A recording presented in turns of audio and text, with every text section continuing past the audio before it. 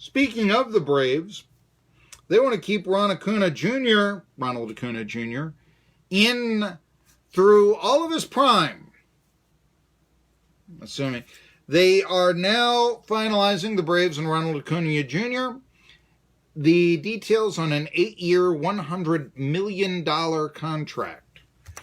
And you know what? That sounds to me like something of a steal. By the way, that would keep Acuna until he's 21 right now, 29 years of age. You know, and that's supposedly when your talent, 28 then is like, after that, you're over the hill. Now I know that some people are going to point out and say, well, this player won the MVP at 39 years of age or whatever. Yes, I know. Barry Bonds did extraordinary things. Willie Stargell won the MVP award at 39. Let's see here.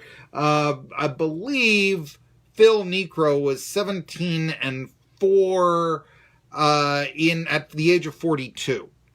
I want to say that. I do believe that. But regardless, the idea is that 28 is supposedly your peak year. So this would keep him through when you're 29. Braves can pull this one off. Hey, more power to them. I think that would be a great deal for them. And you see what happened with Machado and Harper as they're right before their prime and the money that they are making. The 8 years, 100 mil, what the going rate for a ball player in that period of his career.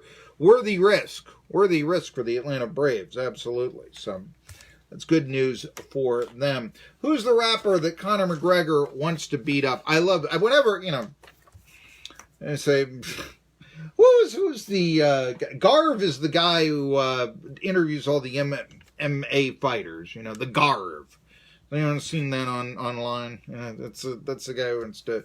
But this is a thing that's done down in Florida. There's a radio show. I think it's called It's not The Herd with Colin Cowherd. There's another Herd and all this, and he's very funny. He does an open letter with Galvin, I think, and he once had some things.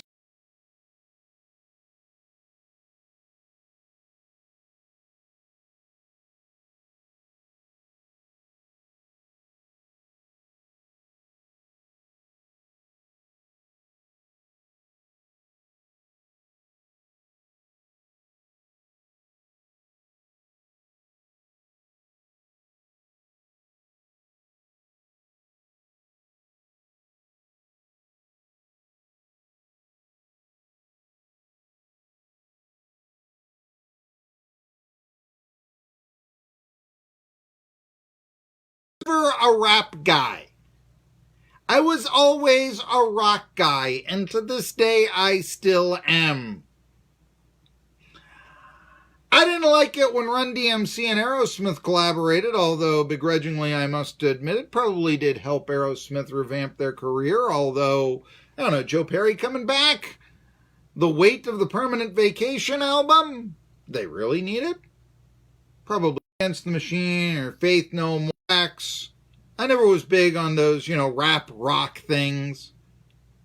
Even someone like Kid Rock, who, yes, I admit is, they're, sure. Never really wanted to embrace that. Never really did. Sure. Hey, he was the villain in Joe Dirt anyway, right? We all like Joe Dirt. He was the guy that we were, sort of, so. Head, Wahlberg. I never understood his one movie that I saw him in, one movie. That's it. That's all I need to see, folks. I mean, and perhaps I should have, at some point along the time, checked out Boogie Nights. You would, seen the cuts and all this, but I don't know, We're going to do an expose on, or a fictitious story on 70s porn. Why don't I just watch modern? Okay, right. Yeah. Anyway, not this guy. Never. And like I said, the one movie I ever saw was Rockstar, and that was even a disappointment because Jennifer Aniston kissed another beautiful woman who turned out not to be a beautiful woman. That was the whole thing. But at the end of the very disappointing movie, in which they renounce a band that appears that's going to take on it looked like it was the Judas Priest story, actually. And they would renounce